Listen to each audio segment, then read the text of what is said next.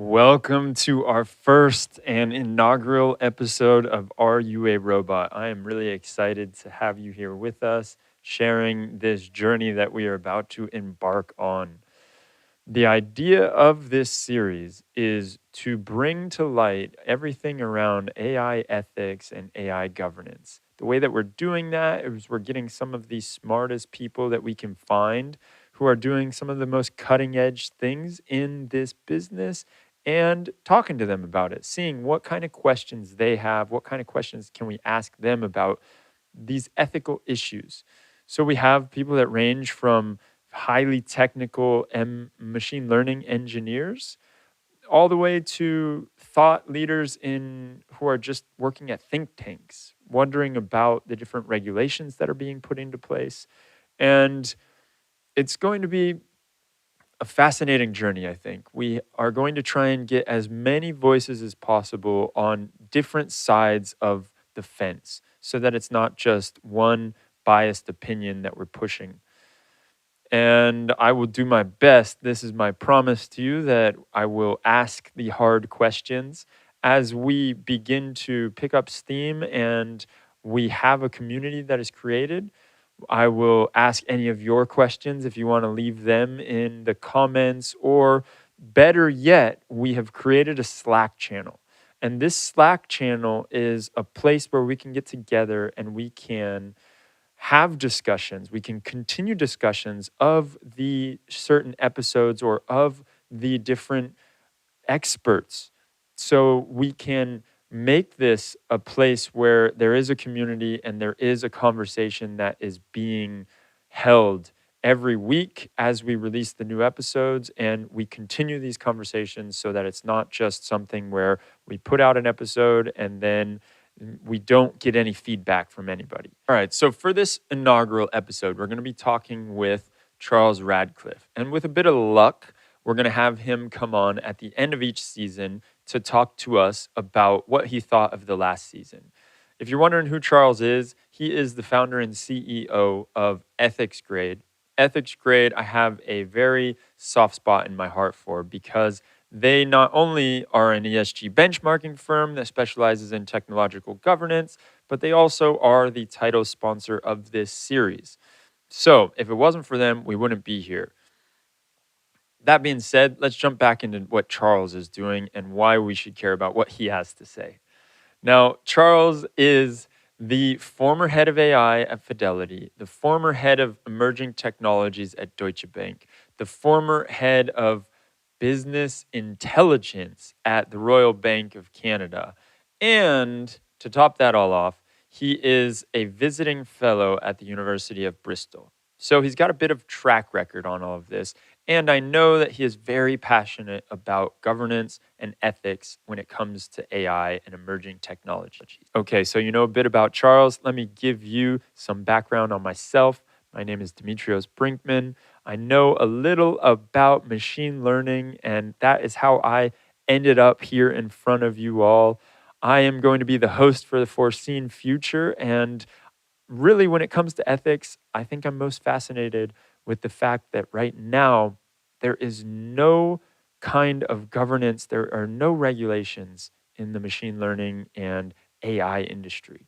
So with that in mind, I just think that it's the wild, wild west. Anybody can do anything. And then years later, they can say, oh, well, we didn't realize it was going to be this bad. So right now, I want to bring up those questions. I want to stimulate that conversation. That's what I am here to do. Without further ado, though, let's just jump into the conversation that I had with Charles to kick things off. Are you a robot?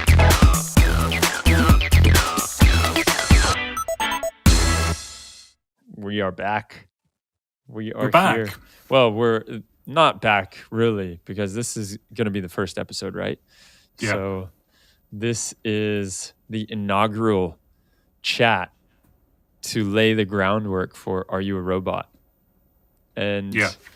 you, my friend, are here to talk with me about what exactly we are doing with this series. Well, I think most importantly, we're going to have a lot of fun with the series. You're going to have all the fun. That's right. I'm already having it, to be honest. Learning a ton of stuff. So I'm just the one paying for it.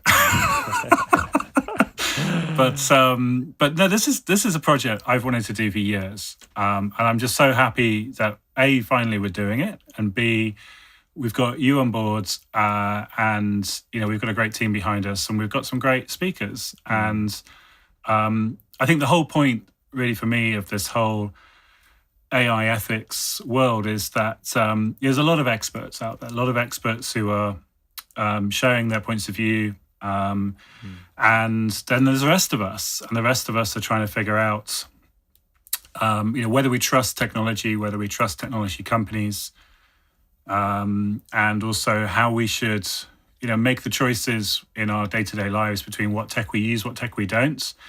And then those of us who are building this stuff or selling this stuff, I think we're facing choices, and there's not necessarily good signposts from the community around us. There's a lot of experts, but it's that kind of peer group. And so really, one of the things I hope we do with Are You a Robot and the series is if we can really build our community on Slack, so that our listeners and people who watch us can join in the conversation and share their points of view, and we can speak as equals. Yeah, and one thing that you mentioned there, and I think is also another point, is that there's a lot of things that are happening right now, and the majority of us don't know that they're even happening. I like to consider myself pretty savvy and up to date on things. And when we talk to these experts, I learn about stuff that's going on, and it's just like, whoa, that actually is being implemented right now, and nobody said anything. There was no news briefing about it. There was nothing. It just got slipped in there, and we are okay with it, I guess. So to your point, there really needs to be the conversation around what are best practices and what are ways that we need to look at things, and just raise awareness about these things, I think, is one of the crucial parts too, so that we can all, in our respective fields, be moving forward with the other pieces of the puzzle in mind. Yeah, totally. I totally agree. And I think, I think everyone who's going to listen to this is already going to know how awesome the power of technology is, and how much tech is going to change the world, and already has changed the world. But you're absolutely right. There's little things which are kind of slipped in day by day, design choices that are made. And you know what? I think, almost all of these are well-intentioned, with good ideas. And many people who might have seen, the documentary, The Social Dilemma, I think what comes clear through that is how naive maybe some of the people in the tech industry have been, in terms of they've made a change, they try to make the world a better place, but it's had this unforeseen consequence. Yeah. And so the way I think we address that is we just have more rigorous debate about actually what's going on. And the example I would offer is, we think about now in 2020, the world that we live in, and because of the pandemic, we've suddenly digitized much faster than we would have done, and so the dream of the .com days is now kind of the reality we're living in. I say dream in a looser sense of the word. But running back the clock, if we think about where this all began, it began with Tim Berners-Lee in 1989 and the invention of the World Wide Web. And then skip forward 6 years, and we've got the team at Netscape Navigator who introduced the cookie. And really, I think that's the moment when the world kind of took a turn. And then we've got GDPR here in Europe in 2016 becoming law, 2018 becoming enforced. So the regulation behind this is what's that difference? 1995 Netscape Navigator to 2018, that's 23 years. Yeah. And so, the regulators aren't fast enough at this, and the rest of us have kind of sleptwalked. I mean, most people don't care about cookies. Most people don't realize what's going on, and it's only like those in the data privacy world, or those that kind of really live and breathe this stuff, who have kind of maybe tried to navigate outside of the kind of surveillance that's kind of happened through the use of web technology. And it's absolutely not what Tim Berners-Lee first intended with the web. And so I think now we're building AI. Now we're building this new generation of tech. We're just a few years out from Geoffrey Hinton's kind of discovery that lots of data is better than more accurate models. We're the pioneers now of this new age. Just like the pioneers of the web in the 90s were dropped in a cookie, and then it changed the world over the course of the next gen. And so, we have a huge responsibility to get this stuff right. And I think that's why we need to have conversations like this. Yeah, and it's not like we can predict the future, right? But at least talking about it to discuss what the potential harm or the potential ways that things can be used is an important responsibility that anyone in tech that is working on this, they should be thinking about. And for us as people who like to call ourselves, people who enjoy AI ethics, or people who are very deep in this AI governance field, we should be moving this conversation forward. And that is very apparent that, like you said, things got slipped under the rug, or things got just right under our nose. We didn't know that cookies were there. We didn't know what those meant. We didn't know how they were being used.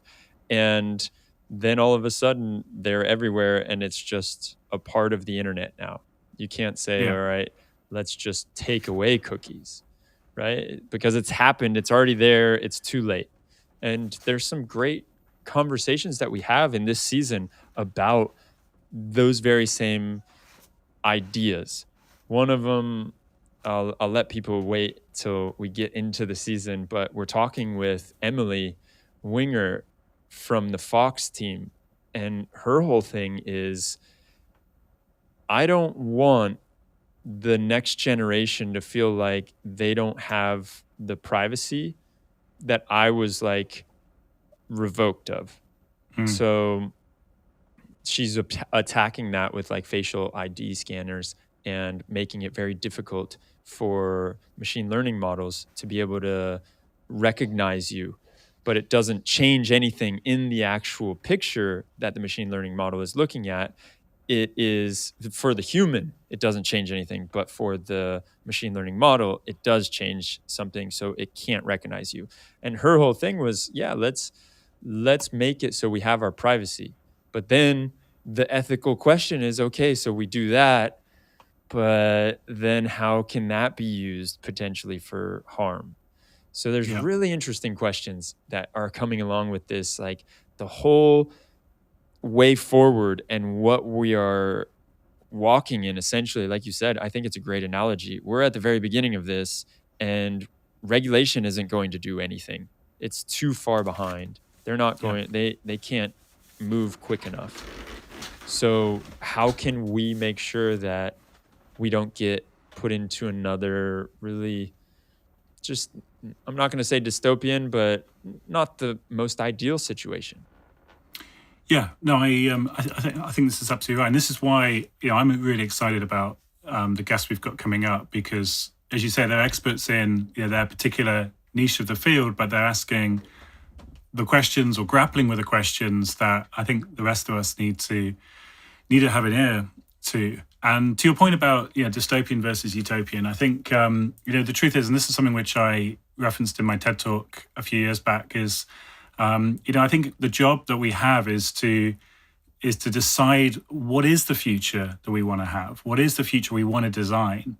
And I think that's really one of the most fascinating things about if you think about data science, and you think about politics, and you think about economics or philosophy even, these subjects are really at heart, they're trying to do the same thing at heart. What we're trying to do in any of those fields is we're trying to understand the world as it is, people as they are, the world as it is, and you're trying to decide what is the world you want to build, what is the world that we want to live, what is the future we want to have.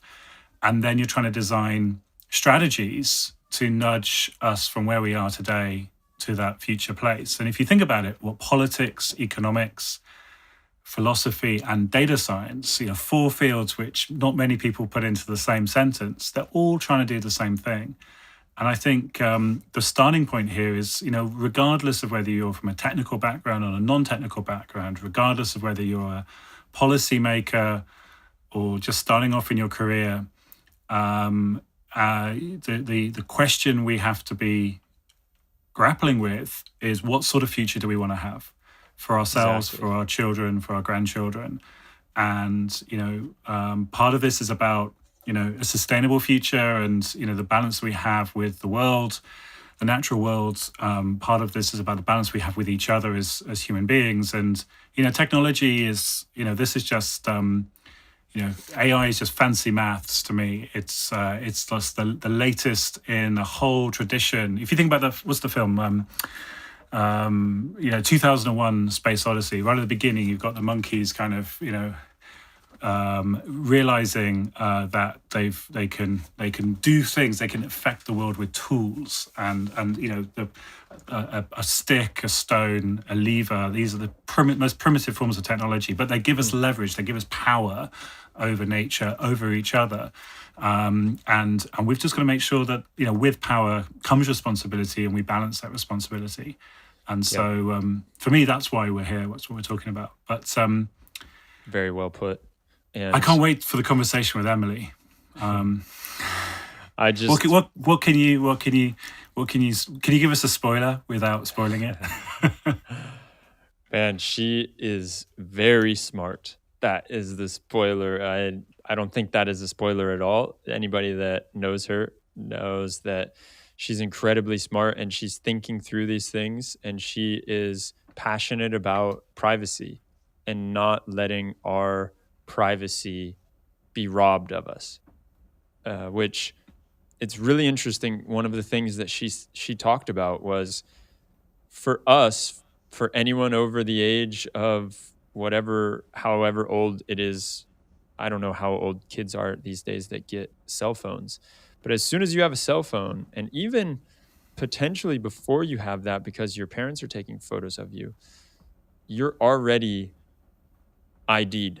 You're already tagged, and you're in the system. And so what she wants to do is create this generation that gets to choose if they want to be in the system, not just put into the system with their face IDs. So that's something that I thought was fascinating. Like, right now, we don't have that choice.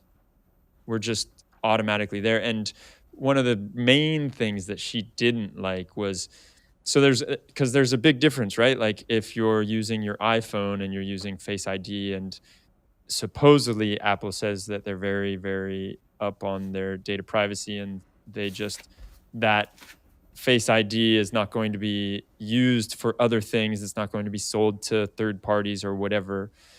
But there are companies that scrape Facebook for photos. And so if any of your photos are public on Facebook, they get scraped, and then there's a machine learning model that gets put to those, and then you get ID'd and you get put into this big database. Yeah. So that, for me, I want to say, like, Clearwater was the name of the company that was doing that. She was not a fan of that company at all. Yeah. So, I mean, like, and this is the thing, even those of us who are, like, living and breathing this stuff and tech savvy, we don't see so I mean, I remember using Facebook 10 years ago and thinking that the friend tagging function in photos was just like a really cool thing. You could tag your friends, you can see you've been tagged, and it was really cool. And then I spotted these kind of suggested pictures. Oh, we think, your friend is in this, or we think you're in this picture. Mm-hmm. Can you confirm? And it probably was like not long after that I realized that all we had done as we were tagging our friends on Facebook, we've just trained an AI to be really good at spotting us. And so Facebook, probably still has one of the best facial recognition models on the planet because of that. And I think that was the moment when I realized,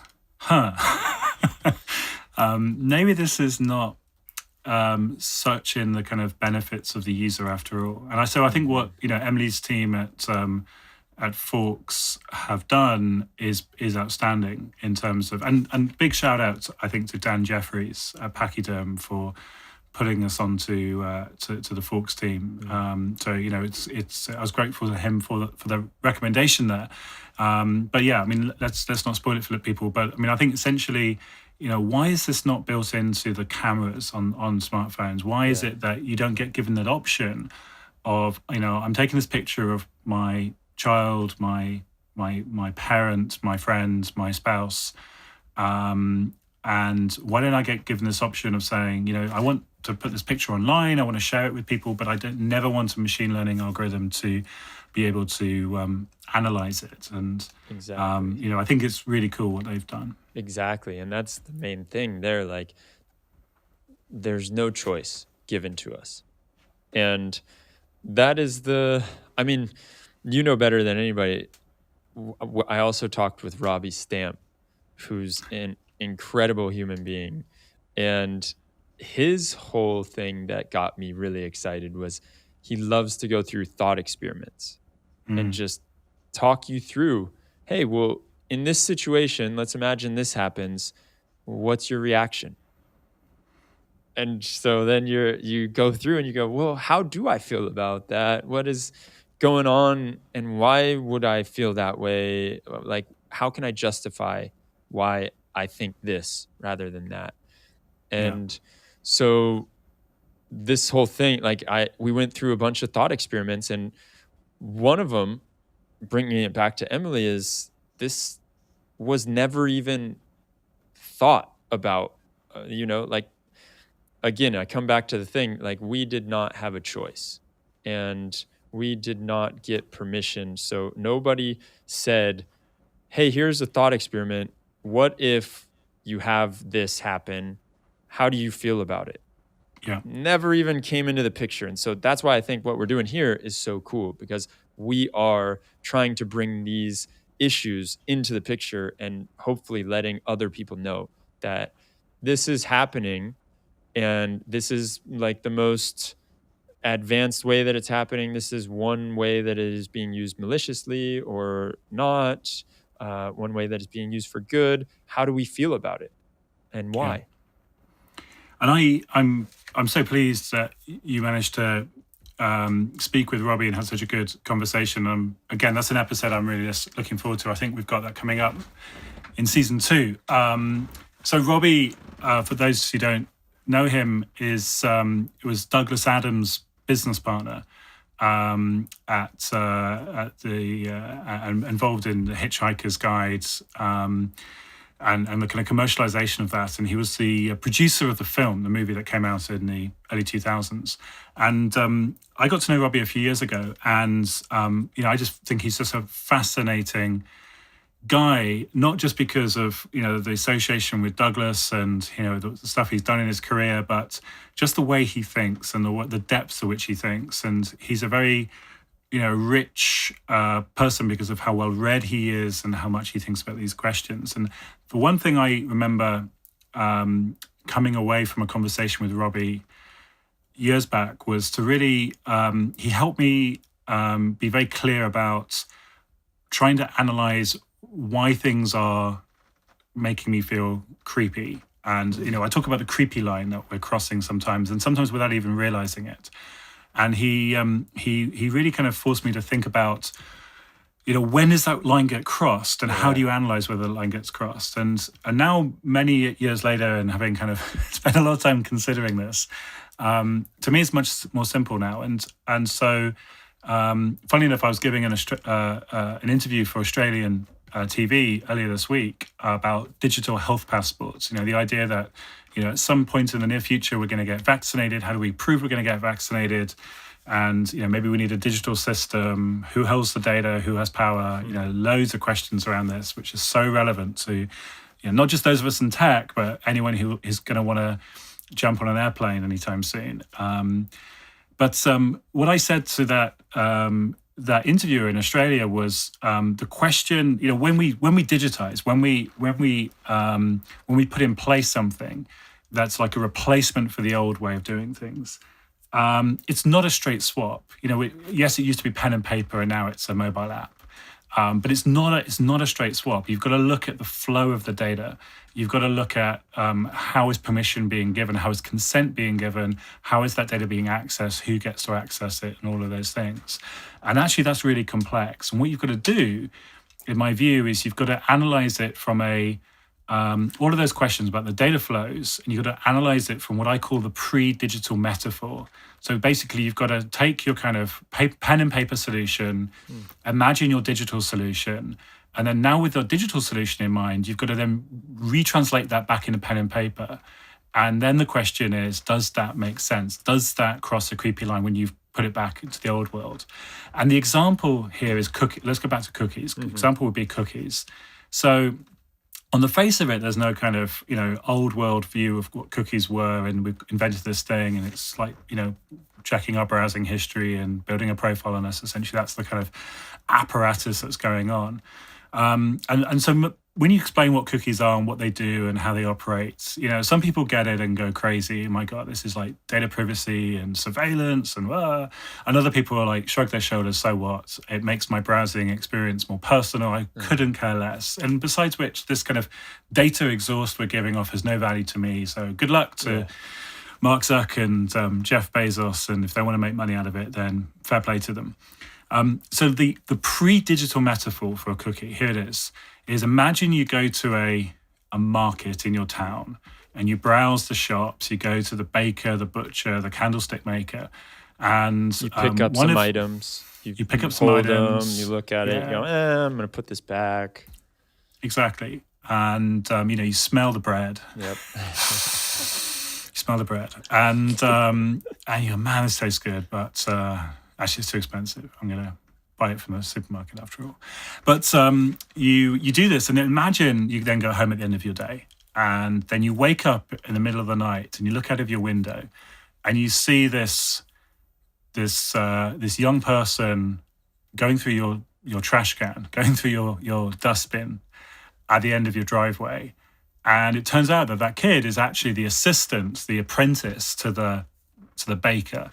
And actually that kid has followed you around for the rest of the day, seen what other shops you've gone to, seen the tomatoes you've smelled, seen the candlesticks you've looked at lovingly and lusted over buying, followed you around, discovered everything you've done, and then now while you're sleeping at night is going through your dustbin, seeing what you've thrown out. If that was what was going on, what would you do? You'd call the police. You'd get a frigging restraining order against that. Exactly. And you would never go back to that market again. But that is the internet. Yeah. That is exactly the internet. And I think that's the question we've got to ask. And so, people like Robbie really help us doing that. But Robbie's not the only science fiction person you've interviewed for this season 1. Yeah, we had Harriet, who's a science fiction novelist. Yeah. And she was great. I mean, her vision is, and what really gets her interested is grappling with the social dynamics, not so much the idea of what kind of clothes are we going to be wearing, what kind of cool tech is there going to be. It's like, if we have universal basic income, we get to a place, and the name of her book, for anybody who wants to check it out, is like In the Glimmering Light, I think. In the Gleaming Light. In the Gleaming Light. That's it. Yeah. And one thing that is super interesting there is like, if we have universal basic income, or if we have rationed work for the majority of us, what kind of social dynamics do we have when there's a love story that gets dropped into that, right? Yeah. How does that work when everything is spun around and looking like that in the future? So that was her view of it. She wasn't so concerned about like, oh, is there going to be a Hyperloop or not? Although I think she does drop in the Hyperloop. She does, yeah. So Hyperloop to Cornwall. in the southwest, the depths of southwest England, which is Exactly. unimaginable.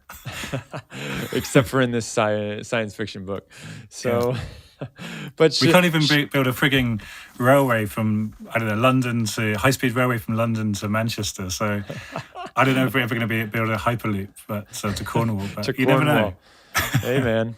Yeah, who knows? Cornwall might get put on the map with the first Hyperloop connection. Yeah. But at the end of the day, what is fascinating to me about how she looks at things and her view and her take on this whole issue is, what is it going to look like on a person-to-person level, like on a personal level, when we are still trying to interact with people? And I think these days we all know better than ever before, because we are getting thrown into these kind of communication mediums where we're talking via Zoom hangout or whatever it is. And so when you throw in a few more pieces of tech, and as time advances more, how are our human relations going to change? And what is going to be like the catalyst for that? And so that was fascinating to me on how she was looking at those kind of issues. Yeah. And I think that's such a important service that people like Harriet are doing, because coming back to this theme of imagining the future that we want to have, I think really that's what science fiction writers are able to help us with, is imagine futures that we may want to have or may not want to have, or aspects of the future that we maybe want to nudge towards or not nudge towards. And I think in terms of AI and automation, there's this big debate that keeps playing out of, will robots steal our jobs? And, I think all of us who are in the space of building AI or automating probably, what we want to, I think we all agree on one thing, which is we want AI and automation to lead to more equitable and fair outcomes, and not exacerbate. Sorry, I always get that word confused. Exacerbate pre-existing inequality. And the question is, I guess, is, are we tending towards that or not tending towards that? And I think Harriet's got an excellent take on it. And yeah, I read the book a few years back, for me, it wasn't the love story. Sorry, Harriet. It wasn't the love story. It was the tech, and it was the impact the tech was having, and also this kind of very real possibility that a robotics entrepreneur could build unimaginable wealth at the same time that people in his community or her community are having the work rationed, and therefore their economic opportunities stymied and cut off. And so, I think this is going to be a great conversation. And then on robotics, we're talking about that kind of future world where there's a robotics billionaire or trillionaire that Harriet was imagining. But right down to the here and now, you spoke to Rob Wortham at Bath, who is building this stuff and designing this stuff, and is also involved heavily in the standards creation around some robots. And so that's another really. And I will give a little side note for that conversation with Rob. I had a little technical difficulty, and you only see me staring at the screen the whole time. So that one's probably best to just listen to on podcast, unless you want to look at me like this the whole time, because I'm sitting there fascinated by Rob. But it's true, man. He has some great points when it comes to robots and how we view them, and what our views on them, how those views can change if it's like some little tweak that they do. And one of the main things that he spoke about was, I think it was his paper that he wrote, and what you dubbed, or we dubbed, the muttering robots, or he may have even dubbed that. But if a robot is telling you what it's trying to accomplish, you're much more forgiving of that robot when it's not able to do it. So if your Roomba is telling you that it's trying to go to the next room, but it keeps hitting the door, then you are more forgiving of it than if it's just there, just hitting the door. It's like, stupid Roomba, Yeah. right? So Yeah. that's an interesting play on human psychology and how we see things. And it's very much like, I'm sure we've all seen the videos of people like harassing robots that are like the humanoid kind of looking robots. And we went into that a lot. Like, why is it that us as humans feel bad when we see other humans that are harassing robots, although we know that these robots have no feelings and they don't care that they're getting kicked onto the ground?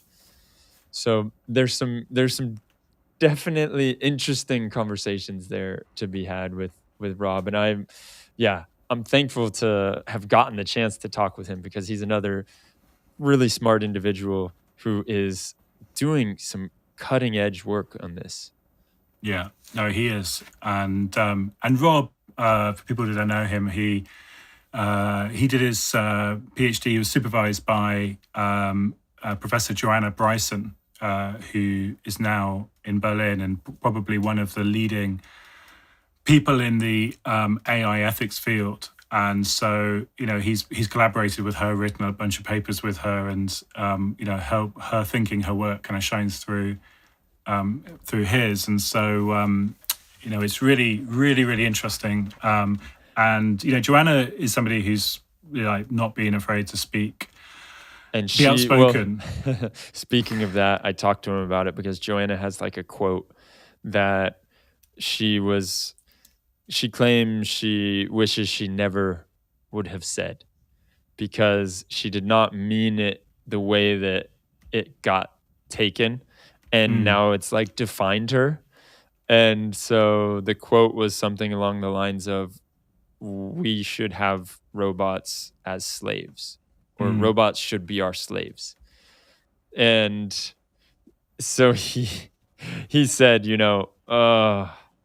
every time that she gets interviewed, someone inevitably brings up that quote, and now she can't get rid of it. Like, she can't run from it. Yeah. And so she's a little bit like, even though she feels it's not quite, I mean, we break it down like what exactly she meant by that in the episode, but it's not it's not like what you would think. To a degree, it is just that robots are robots, and so we should not treat them as humans. But it came out totally wrong when she said we should treat robots as slaves. Yeah, I got a feeling she read a paper called "We Should Have Why Robots Should Be Slaves" or something like that. But even worse. Maybe between now and next time we speak, we should read that paper, and then we can have a debate on it. But I think this is so true. Is that we and again, coming back to like how organizations navigate this stuff and be responsible about this stuff, and that's there's a lot at stake here, reputationally. If you not just kind of make a mistake and get something wrong, and people do, and that's human nature, but also how do you engage with the community? How do you engage with stakeholders? How do you take feedback on board, and how do you use that to adapt and change? And I think, I've heard Joanna speak, and I've never spoken to her directly myself, but I've been in the same room as her and heard her speak. And, I think she is someone that takes that feedback on board and has listened, but equally has strong views herself and isn't afraid of using them. But I think for corporations, that's maybe more tricky, and particularly for the largest corporations in the tech space that touch literally billions of lives on a daily basis. How do you have that stakeholder engagement, and how do you build that back into your processes, into your product? That's a tough question. And, and I think in a small way, that's part of what we're trying to do with this podcast is, through having the Slack channel, by building a community, hopefully we can start to connect people to the people who are making these choices, designing these things, and hopefully we can get some of that feedback on board. Exactly. I see it as something where it's like those that are on the front lines, those that are doing this cutting edge research or that are thinking about this, it's their job to think about this. Like I think about Paul McDonald, right? It's his job to just think about this stuff. He needs to be connected with people who are in charge of implementing this in these corporations that are touching so many of our lives on a daily basis. And I've spoken to you about this at length, which is like, where are all the positions? If you search on LinkedIn, head of data ethics, you don't get that many people that show up in your search. And why is that not a job title yet? Why is there no, in the corporations, there's no head of data ethics? And so that's something that I hope we can start that conversation. We can have more of that conversation. But getting back to the Slack community is linking these people up, linking up the one who is in the corporation and needs to hear this feedback and needs to hear potential bad, potentially bad news or bad criticism, harsh criticism on what they're doing. Yeah. But that's necessary, right? If we just keep letting it be the Wild West like it is now, then we're going to have a bunch, like cookies are going to be the very least of our problems. Exactly. No, I think that's exactly it. And I know from firsthand experience. I mean, I've been a tech entrepreneur. I've built a data science team. I've been out in the world, selling, data analytics to some of the biggest organizations in the world. And, I've faced questions where, I'm not going to name and shame anyone, but, I remember one client pitch in particular, the client explained what they wanted to do, the enormous commercial opportunity they saw from the data they held. And I sat there going, not sure I feel comfortable about this. Yeah. And just asking the client about how they were thinking about those things made it really clear that, they hadn't thought those things through. They didn't have access to people with that expertise. And, to be completely candid, neither did I. I had a technical team. I built a data science firm with, engineering people who are amazingly skilled and be able to find the technical opportunities of smashing data together and seeing patterns, but weren't necessarily the ones who could spot the ethics issues or knew how to respond. Exactly. And that was one thing, Emily was a very big proponent of that. Like, we need education when these data scientists and these engineers are going through university and they're learning how to build machine learning models. They also need to be going to data ethics classes, because you can't have them you can't think that that's just like some innate ability that everyone has, and innate understanding that everyone has. So now it's an interesting point, because we already have so many people in the workforce, and they didn't have any of these ethics classes. So it's a little bit like, when my 2-year-old picks up a knife, she could cut a cucumber, but she could do other things that could be very dangerous, right? So, but the thing is, though, dude, we've learned some of these lessons in other industries, and I think the problem we have, like we is that we don't have we have a kind of, we kind of stick to our lane maybe too much sometimes, and we don't look back far enough in history in order to kind of see patterns repeating themselves. And a guest that you've got coming up, you probably don't know about yet, is Zachary, who's going to be something I'm going to be speaking with next week. And Zachary's an avid fan of Lewis Mumford, who is, if people won't know who Lewis Mumford are, I'm sure, but Lewis Mumford is one of the 20th century's most brilliant writers and commentator on the history of technology. And what's really interesting about Lewis Mumford is he was writing in the 1930s about the history of technology, right? And what he wrote is so relevant to us today, 90 years later. He's long dead, but his voice speaks so loudly to us today. And so you've got Zach to look forward to. But the thing from my own experience, my own experience with these things is, I've worked in finance most of my career, and I'm of the age where part of my career, a little bit of my career, was before the financial crisis, and most of my career since the financial crisis. And I remember, I can see two very different modes of existence. The finance industry is not perfect, maybe never will be perfect, but it's a heck of a lot better run than it was when I started my career. And one of the things that was true, of, I would say, almost any finance organization pre-financial crisis, was that there were those of us who were there to make money, and then there was these really annoying people in a compliance regulation function whose job was to mop up the damage, or some people would say just get in the way of making money. And that was pre-crisis thinking. And post-crisis, we still have a compliance function. That hasn't changed.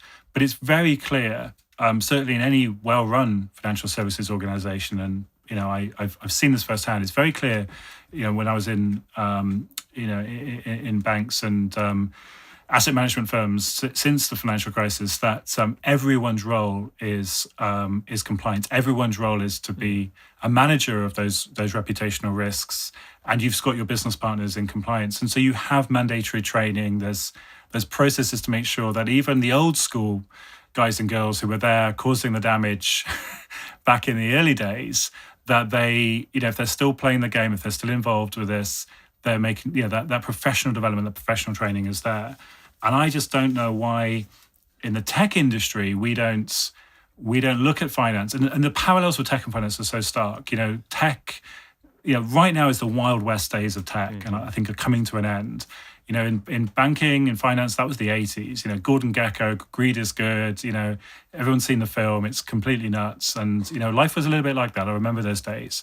It was fun, but it was totally inappropriate then, and it certainly is today. Does it take a meltdown in order for that to happen? That's the question I think we need to explore. It's like, what is the incentive? Because, and this is one thing that Harriet and I spoke about, but we finished the episode and then we kept talking, and one brilliant insight that came out of that was us talking about how right now it's like we're being incentivized for all the wrong reasons. And we're being incentivized by money to do X, Y, or Z, but there's no moral code that's in there, really. Like the moral code, we're not being incentivized by good morals. So, yeah, how do you expect? That's not to expect? say that people in the tech industry have no morals or aren't exactly. morals. I mean, that's not what we're saying at all. But you're right. The incentive gets in the way, and quite often the incentive to solve the technical challenge in front of you, and get paid for it. But I think most people who are in the space building this stuff are just incentivized by, this is a really difficult problem. I've got all of this data and I'm trying to figure out, what is the likelihood that somebody's going to vote Republican or Democrat in the next election? And how do but I don't know that. I haven't got the data that says I'm going to vote Republican, I'm going to vote Democrat. And what I do have is I know what flavor pizza they like. I know which books they read. I know, that's a really interesting, intellectually stimulating question. And, these people aren't bad people for trying to figure this out. It's just they don't have access to the right resources. And hopefully that's what our Slack channel will become, will be that place. Exactly. There'll be signposts, there'll be resources, and there'll be fellow, and I say back to my own early days, when I was running a data science company, or when I was, head of AI at Fidelity more recently, I needed that access to a community around, because we were figuring that stuff out on the job, but actually there's a much greater strength in having a wider resource base to pull upon, and know I think that's going to be the coolest there's thing. other people that are going through this too, and so if you find something that could potentially level up your team, you can share it with other teams so that we all are stronger for it, right? So that we're so cheesy to say, but we're only as strong as the weakest link. Yeah. because in this, considering how much we all are connected, especially on the internet, that if there is one weak link, we all feel it, right? So yeah, So it's so in short, you've spoken with some amazing people, and I've got sight of who you've got coming up as well over the coming seasons. So you've got people who are very senior in some of the biggest brands in the world who are thinking about how do they get the value from AI without blowing up their reputation. You've got people who are journalists, who are commentators, who are involved in public policy in the political sphere. You've got people at the start of their career. I think one of our guests coming up is somebody who, in the UK in 2020, exam results were allocated by algorithm and not through merit, not through examination.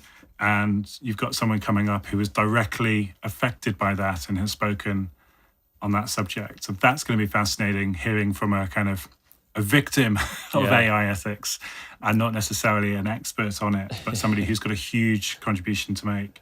yeah, So it's really cool to see the different sides of the story because it touches so many pieces of our lives and the corners of the internet that you wouldn't think are affected by this can be affected if there are different machine learning models that are put into production without really thinking through it. And so it's fascinating. The stories are incredible. The experts are just unreal, and I'm excited for it, man. I hope and everyone you're sticks around and can listen to it and give us your feedback. Jump in Slack and let us know if you want anyone that is a great speaker or a great guest to come on. They don't have to be a great speaker. It's just a Zoom call with me. So that's all right. And so just anyone who is like a potential guest, we have a channel in Slack that you can recommend speakers or recommend guests. And I'm excited for what's to come. And I think also particularly people who've got something, if you're someone who's got something to say, who disagrees with what you hear on this podcast and has an opinion or point of view that you want to share, a better method for solving some of these problems, or if you're somebody who, like a canary in the mine, sees issues that you think nobody else is spotting, we absolutely want to hear from you. Yeah. And we're not going to be, hopefully we're not going to be shy of controversy. We're not going to be shy of maybe making people feel a little bit uncomfortable, because we're going to challenge people on what good looks like, what bad looks like, and getting through this. And it's really, I think, through having that rigorous debate, that conversation, that we're going to be able to achieve our goal of helping people imagine the future that we want to build. Completely. So, dude, I envy you. Like, when this project first started, for those of you who don't know, I began this story like 4 years ago with a friend of mine, Pete Cluttenbrock, who I hope is listening, and I owe a great debt of gratitude for helping push me in this direction. Shout out to Pete. Shout out to Pete, and hopefully he'll appear as a guest on a future episode. But I'm grateful to you, Dee, for I'm very envious of you. You're the one that's going to have the frontline experience of teasing out these issues, and but you're so good at this. I know from your MLOps community, which you've built, a phenomenal community in such a short period of time. People call you the PewDiePie of AI. You call me that. No, people don't call me that. No, people call you the Russell Brand of AI. That's even more terrifying.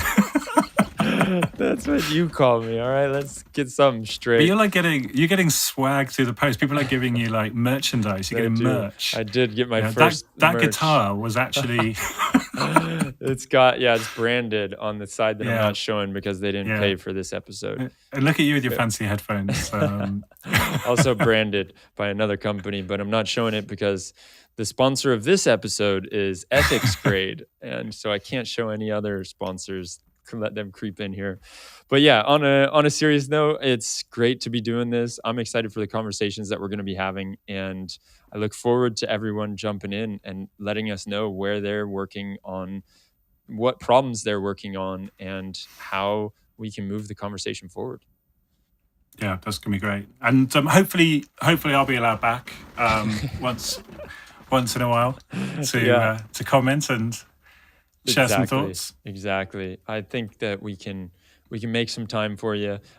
We planned that at the beginning of every season, we'll do a kickoff, you and me, and we'll just talk about what we got coming up in the season, what we're doing, and what kind of ethical issues we've been seeing in Slack, what people have been talking about, and what insights we've been having, what we've been gathering from all of these conversations. Yeah, or maybe at the end. Maybe at the end when I've had a chance to, maybe I get a sneak preview of the the recordings before they go live. Now you're asking for a lot, but I guess we can do it. And then maybe we can kind of do a recap. That would be fun. Perfect. But I think that's that would be good fun, because we can we're going to hear a lot from experts. We're going to hear a lot from people in the field, and it'll be great also to play back to the wider audience, some of the best things we see in the Slack channel and, out in the market. And, obviously, as, we move forward day by day, week by week, month by month, we're going to see more technology breakthroughs. We're going to see more good and bad. And there's going to be more to talk about, which is going to be awesome. It's only going to keep advancing. That is the truth. Yeah. All right, man. Good talking to you. As always, it was a pleasure. And we will see you all at the end of the next season, or this season. We'll figure that out. I lose track, but we're going to speak soon. We're going to talk soon. Take it easy. Thanks, buddy. Take care.